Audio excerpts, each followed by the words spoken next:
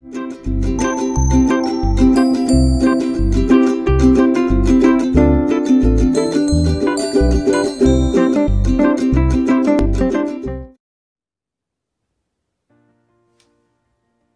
leggenda di San Giorgio e il drago.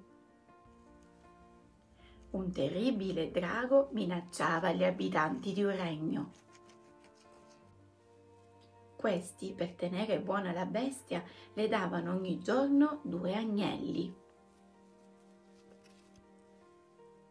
Gli animali iniziarono però a scarseggiare. Si decise quindi di mandare una persona al sorteggio e purtroppo toccò alla bella principessa.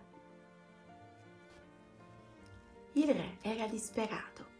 Per fortuna arrivò San Giorgio Cavaliere in sella al suo cavallo. San Giorgio trafisse il drago con la sua lancia acuminata.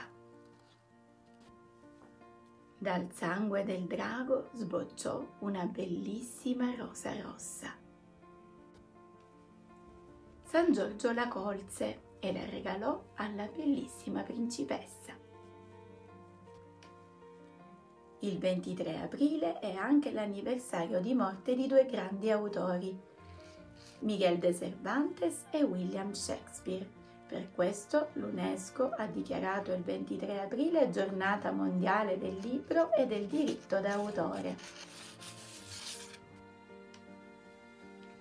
In Spagna, a Barcellona, la tradizione vuole che ci si scambino libri e rose.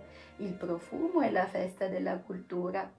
Un libro per una rosa, perché leggere fa fiorire la mente e profuma di sogni la nostra vita.